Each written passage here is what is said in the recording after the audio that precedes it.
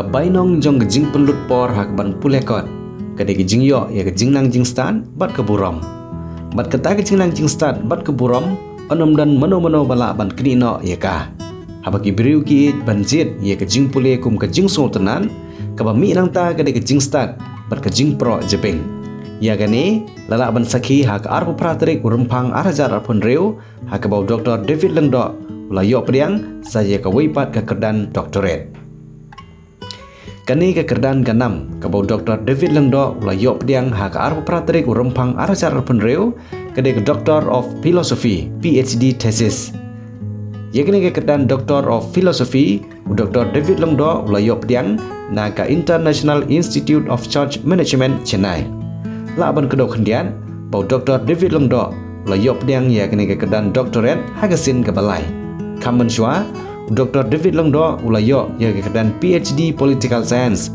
na BT University Manipur hadin pat saga honorary doctorate na ka International Human Rights Protection Commission na Delhi Law University Dr. David Lengdo Nongiohpdiang ya ke Kyrdan bat ke jingpun ku buram ha ka arp pratrik urempang arajar penreu rengkat kiwei pat ke hendriungut kibala yo lang ya ke Kyrdan na kiwei kiri jong ke perthai Dr. David Lengdo uday naga Shillong umran diary nari Bhoi district uday ukhon jong kong belbina Mary Lengdo baruba ti baulong kumbolong menta Dr. David Lengdo uday chairman jong ke kenhon na Umsning constituency kablatim kum ka Umsning People's Front kabla thau kerpang na kabanta ke Nongpynkhreh bani khon ya ke Elekshon MLA arajar upra na Umsning constituency nalor ke jing I jong uban pensapriang ya ke gospel jong ublay da ke balai cak keleng banilap ya ke tin jong ublay Dr. David Lengdo uday ru ubri ubai ya ke mariang baru bos ngolam banirap ya ke badan kam ke jing hirap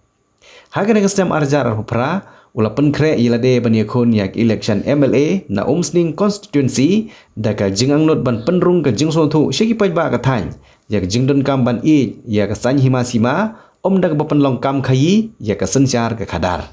Hello, ladies and gentlemen.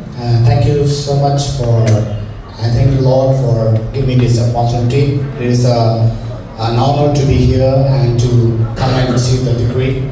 So I am from Meghalaya, from Shillong, and you heard the Meghalaya is one of the wettest places in the whole world. And I thank you so much to express my deep, sincere appreciation to Uma ma'am. She's the one who encouraged me to study and to complete this degree. So I have completed my doctorate in political science from Manipur, and also I have done different honorary degree from the World Human Rights Protection Commission.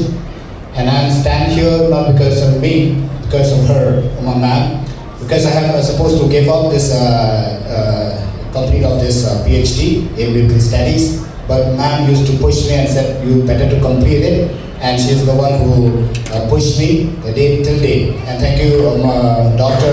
Principal myself for bringing us and help us, and especially he approved me my synopsis and also the thesis that I wrote about the life of Nehemiah and the modern Christianity leadership. So I thank you so much for helping me, and thank you for brothers and sisters who being here. May the Lord bless you and all the things you do for the glory of God. Thank you so much.